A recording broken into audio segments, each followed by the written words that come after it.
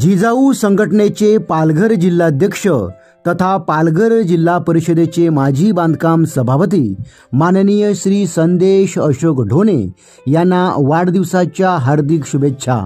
शुभेच्छुक Shri Dinesh parade, sarpanch group ग्रामपंचायत खानिवडे, श्री दीप्तेश पाटील अध्यक्ष, श्री कुशल भोईर उपाध्यक्ष, जिजाऊ संघटना वसई पूर्व ग्रामीण विभाग, अजिंक्य तरे, यज्ञेश घरत, दीप्तेश तरे, चिन्मय तरे, धनेश घरत, मितेश पाटील, प्रज्वल पाटील, अनिकेत पाटील, साईश पाटील, हर्षल घरत, अक्षय घरत, आशू ठाकूर, उमेश घरत, विकी तरे आणि निखिल पाटील।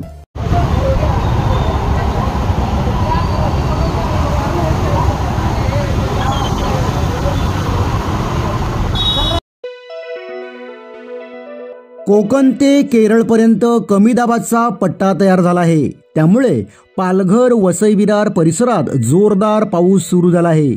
दिवसभर झालेल्या या पावसात वसई, नालासोपारा, विरार शहरातील मुख्य रस्त्यांना नद्यांचे स्वरूप आल्याचे दिसून येत आहे। पालघर जिल्ह्यात गुरुवारी सकाळपासून जोरदार वाऱ्यासह पाऊस कोसळत असून पुढच्या 24 तासात वाऱ्याची ही प्रणाली अधिक तीव्र होणार आहे। त्यामुळे मेघ गर्जनेसह मुसळधार ते अतिमुसळधार पावसाचा इशारा हवामान विभागाने दिला आहे।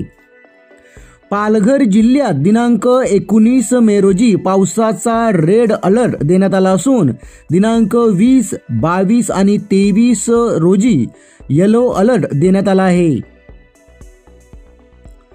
दिवसभर झालेल्या पावसामुळे वसई, विरार, नालासोपारा परिसरात रस्त्यावर पाणी साचले आहे। त्यामुळे वाहतुकीस अडथळा निर्माण होत असून जनजीवन विस्कळीत झाल्याचे पाहावयास मिळत आहे। नालासोपारा येथील मुख्य रस्त्याला नदीचे स्वरूप आले आहे। साचलेल्या पाण्यातून शाळकरी मुलांना व नागरिकांना तसेच वाहन चालकांना वाट काढत प्रवास करावा लागत आहे। वसई विरार महापालिका प्रशासनाने नाले सफाईसाठी करोडो रुपयांचा खर्च केला आहे। सुरुवातीच्या जोरदार पावसातच रस्त्यावर साचलेले पाणी पाहून महापालिकेने हा खर्च नेमका कुठे केला गेला असा सवाल आता नागरिक करीत आहेत। दरम्यान पालघर जिल्ह्यातील काही ठिकाणी विजांसह मेघगर्जना तसेच जोरदार वाऱ्यासह मुसळधार पावसाचा इशारा देण्यात आला आहे। त्यामुळे या कालावधीत सतर्क राहण्याचा इशारा प्रशासनाने दिला आहे। जोरदार पावसाचा अंदाज असल्याने अतिमहत्त्वाचे काम असेल तरच घराबाहेर पडावे असे सांगण्यात आले आहे।